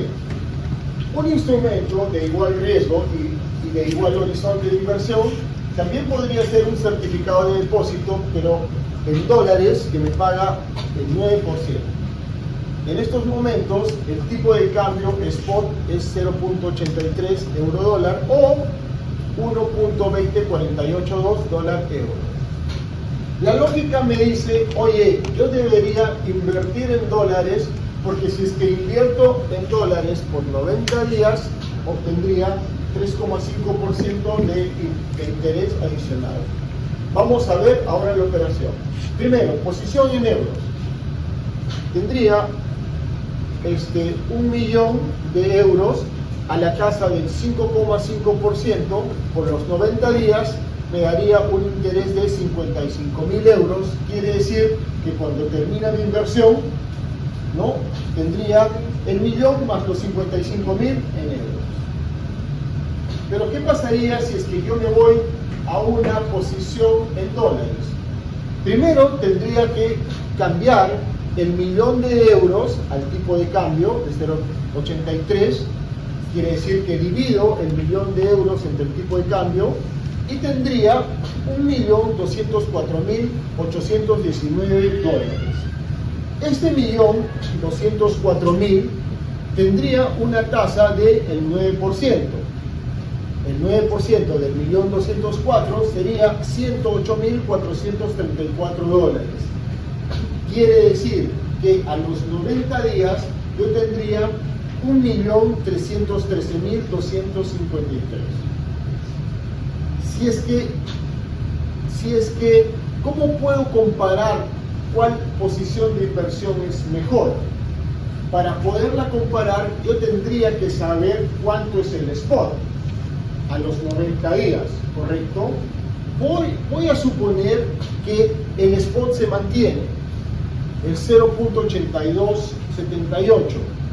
Quiere decir que mi 1.313.000 convertido a euros es 1.087.1111 euros.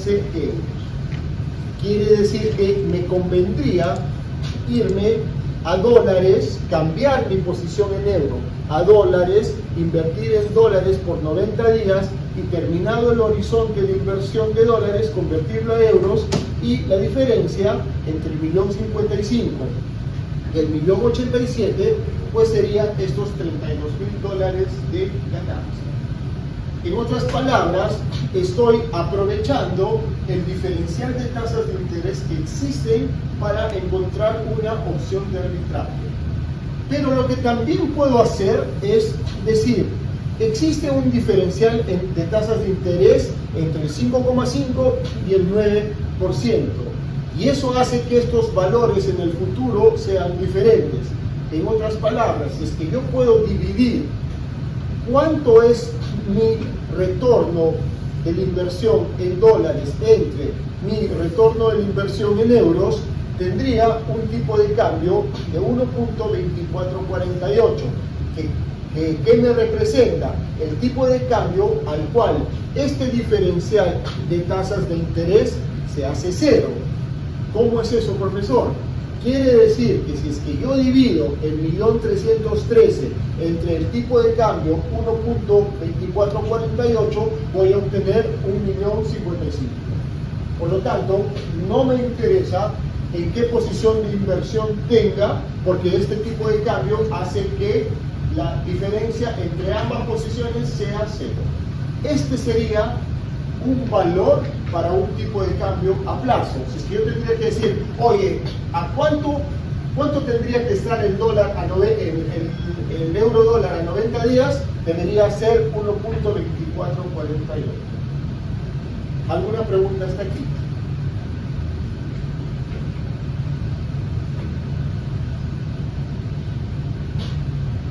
Muy bien. Esto que acabo de demostrar también es un arbitraje. Y esto se conoce como el nombre de arbitraje de interés cubierto. ¿Por qué razón? ¿Cuál es el elemento de riesgo si es que yo me voy a una posición de dólares? El tipo de cambio, que a los 90 días yo no sé a cuánto voy a convertir esto, ¿no es cierto? Y que si es que el tipo de cambio, la variación del tipo de cambio es más grande que el diferencial de tasas de interés, podría perder dinero. Demostrémoslo. Vamos a suponer que ahora es 0.85.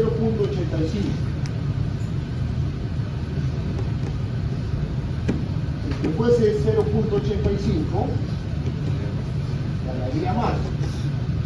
Después de 0.79, perdería 17.000. Correcto, por lo tanto, este diferencial de tasas de interés, ¿no? O este 3,5% que yo pensaba ganar más, se pierde porque la variación que ha tenido el tipo de cambio ha sido mayor. Por lo tanto, si es que yo quiero coberturar esta posición, lo que tendría que hacer es a 90 días contratar un forward, de tal manera que yo sé cuánto va a ser el tipo de cambio en estos momentos y podría calcular exactamente cuánto sería mi utilidad por este arbitraje. Y volviendo al concepto, ¿por qué se llama arbitraje? Porque como hay un diferencial en las tasas de interés, hay la oportunidad de que hay un espacio para que yo pueda ganar dinero. Vamos a suponer que cierro un forward a 0.83.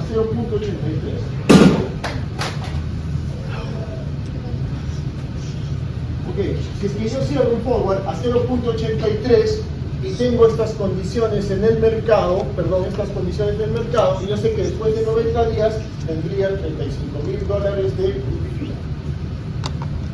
Esto se conoce como un arbitraje de interés cubierto, por el cual yo invierto a tasas de interés diferentes al mismo horizonte o tiempo y aseguro la volatilidad, el riesgo con un derivado financiero. Por lo tanto, el arbitraje de tasas de interés lo coberturo con el derivado que me garantiza o que me determina cuánto va a ser la utilidad.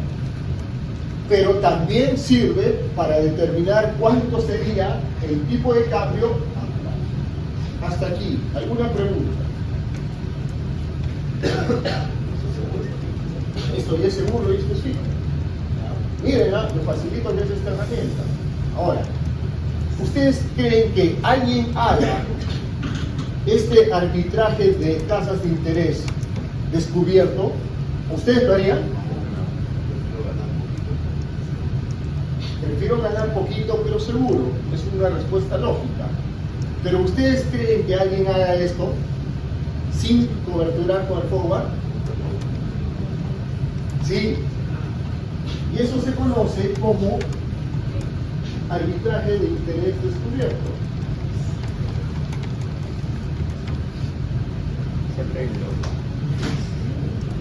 Vamos a suponer que yo dispongo de 20 millones de yenes o su equivalente en dólares, ¿no? Si es que los cambio al tipo de cambio de 102.10, tendría $195.886. Si es que los deposito en dólares, gano 4% anual. Y yo voy a dejar la plata por 180 días, por lo tanto ganaría 2% semestral. El interés de este valor sería 3.917. Quiere decir que terminando 180 días tendría $199.000. Pero si es que yo dejo mi plata en yenes, y ustedes saben que las tasas en yenes son muy bajas, me pagarían nada, pues 0,5 semestral. Quiere decir que terminando los 6 meses tendría 100.000 yenes más, en otras palabras, 20.100 yenes. La gran pregunta, ¿no? ¿Cuál es mejor? ¿Los $199.804 o los 20 millones, o los 20 millones 100?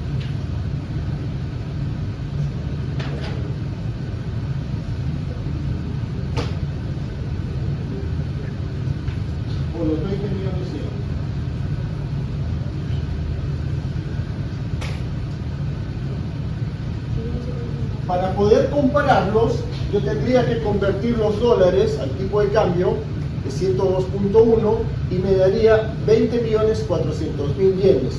Por obvias razones, me convendría estar en una posición en dólares porque recibiría 300.000 yenes más. Siempre y cuando el tipo de cambio se parezca a esto. La gran pregunta, profesor, ¿esto se hace así? Profesor, ¿dónde? Dígame, en economías de tipo de cambio fijo.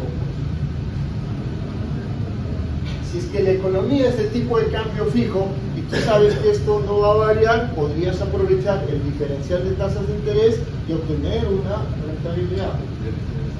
¿Qué más? También podrías hacerlo no puedes hacerlo hacia acá. También puedes hacerlo en economías que son estables en el tipo de cambio, que no varían, que la fluctuación es mínima. También podrías hacerlo y más o menos tú hacer un modelito que me vea la volatilidad de este valor y con eso más o menos estimar para que te muevas de cólera. En el Perú, el arbitraje descubierto lo hace mucha gente. Todos lo hemos hecho. Yo me confieso como irracional de las ideas. ¿Por qué? Porque cuando empezó la pandemia, la gente cree que porque somos de finanzas tenemos la bola mágica del futuro y que lo sabemos todo. Y evidentemente eso no es verdad. Nosotros entendemos las herramientas, pero el día que alguno de ustedes pueda predecir el tipo de cambio, por favor me pase el dato porque yo voy a meter ahí toda mi plata. Imagina que tú sepas cuánto va a ser el tipo de cambio de mañana, agarras la plata de todos, tu mamá, metes tu casa y apuestas porque sabes que eso va a ser, ¿cierto? Por lo tanto, yo todavía no conozco a alguien que pueda predecir, ¿no?, el comportamiento de algunas variables, ¿no?, como para poder hacer esto. Entonces, cuando empezaron las elecciones, el tipo de cambio estaba en 3.60, pasó a 3.70, a 3.75 y luego 3.80 y 3.90. Todo el mundo me llamaba, hasta mi mamá, que no me llama nunca, me llamó y me dijo: hijo, ¿qué hago? ¿Qué hacemos con los ahorros? ¿Los cambio a dólares o no los cambio a dólares? En realidad, lo que tú estabas haciendo es agarrar tu posición de inversión de soles, cambiarlas a dólares y ahí la dejaste. A futuro no tomaste ninguna cobertura. ¿Y qué pasó? Que ha habido gente que ha comprado a 3.90. Y ahora tú ya te sabes la formulita.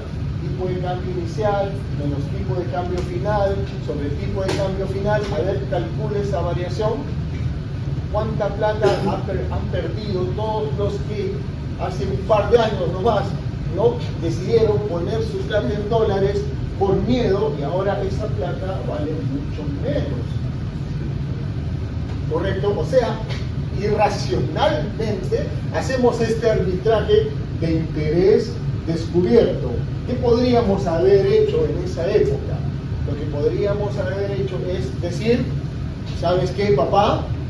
Agarra todos nuestros ahorros, conviértelos a dólares, pero por si acaso vamos a tomar un no delivery, un non-delivery a 180 días, después de que se defina ya a 270 días, y con eso ya tenemos certeza cuánto va a valer nuestra plata y si es que lo vamos a compensar, más o menos estimar cuánto vamos a perder. Pero sin embargo, hemos sido el miedo, ¿no?, el temor nos ha ganado y no hemos pensado como financieros. Ahora, si es que esto vuelve a pasar, discúlpame, ya sabes qué hacer, ¿ah? ¿Sí? Ya sabes qué hacer. Profe, también cuando fue el autogolpe de Pedro Castillo, el dólar en la calle estaba 30 y algo, estaba 38. Está muy fuerte, ¿correcto? Entonces, esto se da. Muy bien, ¿en qué caso se da? Este es el ejemplo, el caso de la señora Bonita, que cuenta que en Japón la mujer es la que administra el dinero del hogar. ¿Qué es lo que pasa? Que como no tienen personal operativo para cuidar a los bebés, en muchos casos la mujer renuncia a su desarrollo profesional por tener familia. Pero son mujeres capas, que han ido a la universidad, que han hecho grandes carreras, pero por ser mamá no tienen que dejar a su hija, entonces deciden, ¿no?, cuidar de la familia, ¿no?, pero a cambio de eso ellas administran el dinero, ¿no? Entonces, ¿no? Es muy común que en Japón los bancos ofrezcan productos financieros orientados a la ama de casa. ¿Por qué? Porque el hombre no tiene tiempo para pensar en cambio la mujer si va a ser planificadora. Entonces, si en Japón me ofrecen una tasa de 0,5 y esta tasa es real, ¿ah? Versus el Estado en invertir en dólares 4%, la matemática no te engaña, ¿no? Y como el yen supuestamente es estable, había muchas mujeres que invertían de esta manera. El gran problema fue cuando el yen empezó a depreciarse, y toda su ganancia se volvió bastante pequeña. Para ir terminando, creo que acabamos. Acabamos. Muy bien. Si bien nosotros acabamos de aprender cómo yo puedo estimar un tipo de cambio a plazo y a la vez hemos estimado un arbitraje aprovechando las variables del mercado que guardan relación con el tipo de cambio, en este caso la tasa de interés, ¿no sería obvio que también exista la posibilidad de arbitrar en el mercado aprovechando los diferenciales que hay en los tipos de cambio? Porque este curso parte con un ejercicio muy sencillito, demostrando que en dos mercados, Bruselas y Nueva York, el tipo de cambio es diferente, ¿no es cierto? Oye, profesor, pero aprovechando eso, ¿podemos hacer un arbitraje? Y la respuesta es sí. Y eso se conoce como arbitraje triangular. Vamos a suponer que yo soy un operador del mercado de divisas, ¿no? Que dispongo de $5 millones o su equivalente para realizar una inversión. Entonces, agarro el teléfono y lo llamo a Citibank y le digo, oye, ¿a cuánto me vendes euros? Yo te vendo euros a 1.3115. Inmediatamente llamo a uno de los bancos más grandes de Inglaterra, a Barclays Bank, y le digo, oye, ¿a cuánto me cotizan las libras? Mira, yo te vendo libras a 1.9674. Finalmente agarro, llamo a Dresdner Bank, uno de los bancos alemanes más grandes, y le digo, oye, tengo libras, ¿no? ¿A cuánto me las conviertes si es que te pago en euros? Y el banco me dice a 1.52. Entonces, utilizando esta información, voy a ver si es que hay un espacio para poder generar un arbitraje. Entonces empiezo.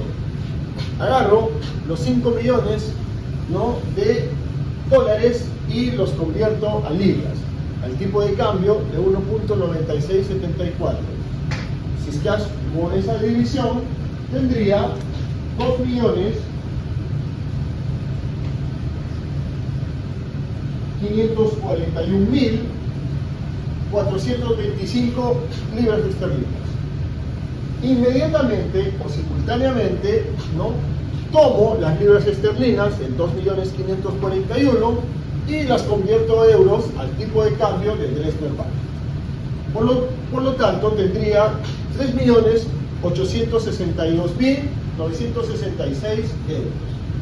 Finalmente, agarro los euros, los 3.862.000, y los convierto al tipo de cambio que me dio mi banco local, que me dio Citibank, de 1.3115.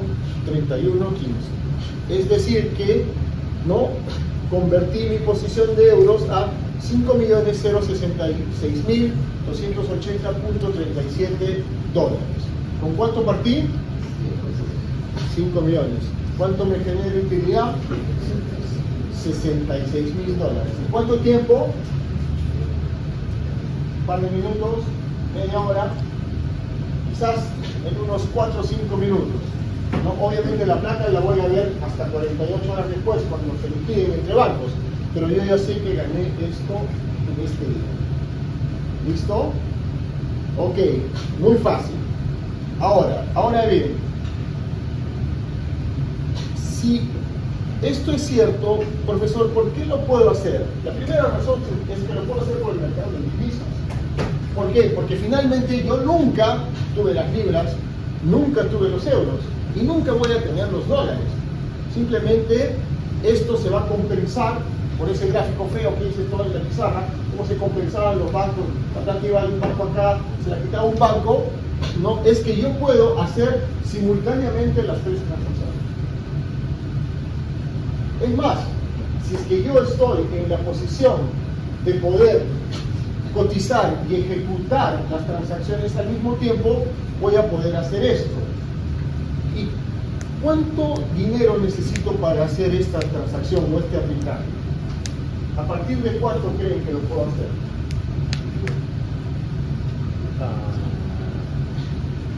Una cantidad. ¿Necesito dinero para hacer eso? Crédito. No necesito dinero. ¿Por qué? Porque el dinero nunca se transfirió. Lo único nuevo que va a aparecer en mi estado de cuenta son estos 66.000. Pero en realidad nunca van a ejecutar esto. ¿Por qué? Porque yo lo único que necesito tener, como la tarjeta de crédito, es una posición deudora en un banco que, entre comillas, por un par de segundos me habilite estos 5 millones que se convierten en esta cantidad, que luego se convierten en esta cantidad y luego que se convierten en esta cantidad que retorna a la misma cuenta. Entonces, lo que yo puedo hacer este arbitraje, sí lo puedo hacer considerando esto. Primero, que tengo que tener el acceso instantáneo a hacer cotizaciones e inmediatamente ejecuciones. O sea, me tienes que cotizar e inmediatamente te digo compro. O sea, recibo las 3 cotizaciones, pum, compro. Y ya está, he hecho el arbitraje. Pero conseguir una posición para yo poder cotizar y ejecutar al mismo tiempo no está habilitada para las personas, por el momento. Normalmente, los únicos que tienen acceso para hacer esta posición son los bancos. Y ellos no necesitan dinero ni una suma inicial para poder hacer el arbitraje. ¿Por qué? Porque finalmente todo esto se va a compensar por el mercado de divisas, ¿no? Y normalmente la utilidad se va a depositar cuando no se liquidan todas las transacciones. En este sistema en realidad todo gana, porque cada banco se da muy rápido, pues se da Desafíos. Yo sé que ustedes vieron un curso de emprendimiento y bla bla bla, y que en el noveno siglo les enseñan a hacer un negocio, ya se el test del producto, el test del mercado, la viabilidad, y el 90% de ustedes hace apps. O algunos alumnos le digo, oye, ¿qué estás haciendo de tu trabajo final de este curso? Y me sabe que profesor hemos contactado a unas madres en Puno y vamos a sacar unas pulseras tejidas a mano y las vamos a vender en los principales hoteles de Lima, con unos pósteres bonitos, todo. Y me parece bien que quieran ayudar a la gente, pero lo que yo les digo una cosa, ustedes son financieros, ¿no? Cuando tienen que pensar en una idea de negocio, piensen, oye, ¿cómo yo lo podría hacer esto a nivel empresarial? Porque hay gente que puede hacer esto, ¿no? Si tú quieres ver una idea de negocio, oye, a ver, piensa. La palabra arbitraje la escuchamos en todos los cursos. Ya, acá yo te estoy enseñando una manera de cómo se utiliza. No una, dos, tres, ya con el arbitraje es primero. Primero estamos aprovechando los diferenciales de tasa de interés, ahora estamos aprovechando los diferenciales de tipo de cambio, y para esto sirve. Si tú me preguntas una fija, porque ya la tengo la pregunta para el parcial, oye, ¿este arbitraje también lo puedo hacer para pagar deuda? Entonces sí se puede usar en la vida empresarial, simplemente la gente no nos los enseña. Entonces la vida empresarial, esto yo hago todo el tiempo. ¿Para qué? Para ver en dónde consigo más barato la moneda extranjera cuando tengo que pagar a mis proveedores. Yo solamente tengo una pregunta, porque yo como persona, yo debo hablar con bancos, acá totalmente, y ¿qué tasa me das si te pido un préstamo? Y ahora como banco le dice, ¿qué tasa me das si yo no te lo pago? Estas cosas normalmente son máquinas de hacer dinero, es una máquina de hacer dinero. Las máquinas de hacer dinero no son infinitas. ¿Qué va a pasar? Vamos a suponer que a los 3 o a 5 personas de esta sala nos han cotizado lo mismo. ¿Qué vamos a hacer? Los 5 vamos a hacer esta operación. Entonces, en la siguiente, en la recompra, ¿no? Obviamente este ya va a ajustar el tipo de cambio. Este también va a ajustar el tipo de cambio y este también va a ajustar el tipo de cambio. De tal manera que los diferenciales de cotizaciones se acerquen y esto se pueda volver negativo. Correcto, entonces el mercado normalmente detecta estas máquinas de hacer dinero y las corrige, pero mañana se podría, o otra máquina. Y así se puede ir haciendo. De hecho que esto es un trabajo, ¿no? Estar todo el rato pendiente, cotizando, automatizando esto para que decías, puedes decir ya, si invierte acá, ¿cuánto te queda? Acá, te sale positivo, ejecuta. Ya. Pero eso te va a durar minutitos. Luego, cuando la gente empieza a detectar esas operaciones, van a corregir y los tipos de cambio se van a actualizar. Suele ser posible corregirlo. Sí, también. Sí, también. Ahí tienes que ver cómo viene el mercado. O sea, esa parte que parece medio inútil de estar hablando de las variables financieras, que mejor te jalen las orejas, sí tiene un sentido porque esas mentiras medias verdades sí marcan tendencias de lo que puede hacer el mercado. Pero hay cosas que son medias obvias, ¿no? Yo no creo que, a ver, si en las encuestas que son medias verdades y medias mentiras dicen que el que va a ganar las elecciones es un candidato de izquierda, ¿qué va a pasar con el tipo de cambio?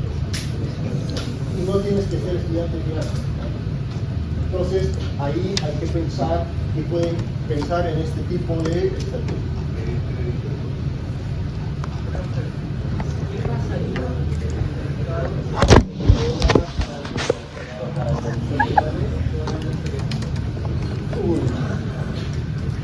Nada, bueno, varias cosas, ¿no? El problema es cuando tú quieres, mira, hace años, en el año 2004, la bolsa peruana dio 200% de rentabilidad. ¿Por qué? Porque invertían en portafolios de mineras, como la libre cobre y el oro se iban más arriba, ganaban y ganaban y ganaban. ¿Cuál es el tema? ¿No? Lo voy a hablar después del parcial. Hay una clase en la cual hablo eso, ¿no? Que ese tipo de mercados hace que la gente, como ve una posibilidad de ganar fácilmente, se mete en el mercado, pero también es gente muy nerviosa, ¿no? Por ejemplo, tú comprabas un fondo mutuo en acciones y decías, ¿cuánto has invertido? $10,000. Y mañana entrabas por internet y mirabas que tu fondo era 10.200 y decías, oye, excelente. Y a la semana mirabas que eran 10.500 y había gente que decía, retírate. O al revés, ¿no? Estabas en 10.500 y de ahí caía a 10.100, la gente se esperaba y decía, no, mejor me quedo con mi 100, no importa, pero no quiero perder mi plata. Entonces, ese mercado suele ser muy, pero muy especulador. Por cualquier noticia se mueve, y si es que todo se va, el fondo se cae y el sistema necesita cierta estabilidad. Por eso en el Perú hicieron reglas un poco para controlar eso, ¿no? Pero sí debería haber, de hecho que en verdad los mercados, para mí, es opinión personal, funcionan muy bien cuando están abiertos al público, solo que hay que saberlos interpretar. Este es el famoso mercado de divisas. La próxima clase vamos a hacer unos ejercicios, no falte por favor, porque van a ser los ejercicios que son también el corazón del examen parcial. Esto está en el libro. Todos estos Exceles, no me los invento, están en el libro, ¿no? No tengo la página exacta, pero se la puedo mandar a la señorita Garay. Pero básicamente lo que estamos haciendo el capítulo 6, el capítulo 7, el capítulo 8 y el capítulo 9. Y los ejercicios también están. Muchas gracias.